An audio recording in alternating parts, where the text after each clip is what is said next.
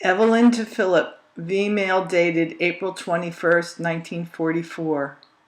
Dearest hubby, your short letter of April 11th reached here this morning. I wish you could have seen who delivered it. Evidently something was wrong with our regular mailman, for the mail was delivered by a kid not more than 12 years old. He looked funny with the big hat with U.S. Mail inscribed and the large bag slung across his shoulder. He knew what he was doing and went about it in a precise, quick motion and got the work done as well as the regular postman. My period finally showed up and I felt exceptionally lousy all day long. Adele, I'm glad to say, was an especially good girl and stayed in the pen most of the day. She heralds the arrival of the mail by a loud dada, meaning letter, and seems to realize how important it is to me. We had a thunderstorm this evening and Adele became frightened. When it subsided somewhat, I took her to the window and showed her the rain. She calls it Ray, and when she forgets, she calls it Sis. Sure is a lot of sis. I started to work on Stuart's sweater, and I'm using a similar stitch to the one I used to make Mom's sweater. I have about 3 inches of the back completed. Ethel says the baby gets cuter every day. I think I'm going to visit her next week with Adele and stay for an hour or so in the afternoon. I'm anxious to see the baby. Ethel doesn't feel good. She got right up and went to work, and I think it's really been too much for her. She was nursing for a time, and now the doctor is drying up her milk. She complains of terrible pains in her breasts, and they accompany drying up. I'll never forget how painful it was for me. Goldie's brother enlisted in the Navy. He'll be 18 on May 2nd and goes for his physical this coming Wednesday. I guess Seymour is next.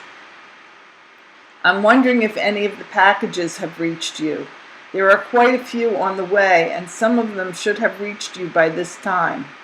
I'm waiting word of what to do with Red's things. How is Red these days? You haven't mentioned him much in your letters. Does he have many girlfriends? How is he feeling these days?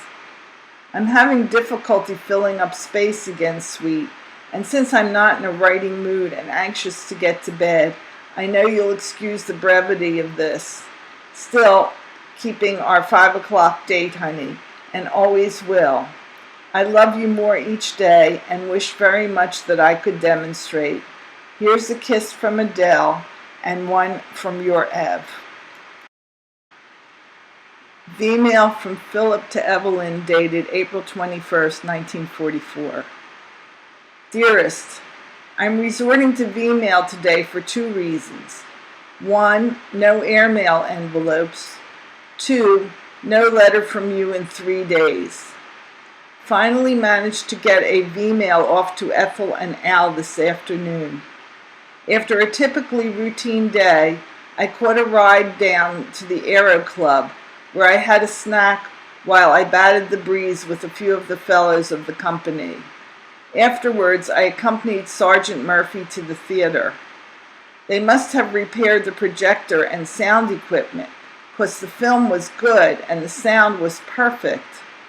After a few entertaining short subjects, Hitler's Children, an exceptionally short picture, but one which makes up for its brevity by the power of the dramatic plot. The picture is well written and well directed. There isn't a superfluous scene or sentence, and packs an emotional wallop. I enjoyed it. Back in the hut, I am listening to the radio. Yes, we have one. The while I write this. We suffer no lack of American music or American entertainment. The American Forces Network sees to that. They make it possible for us to hear all the big radio shows. The only trouble is I am the only guy in the hut that likes symphony. The others can't stomach it and promptly switch it when it comes on. Someday, God willing, I'll be able to listen or not as I please. Good night for now, my sweet, and don't forget to kiss the pumpkin for me. Love to all from your Phil.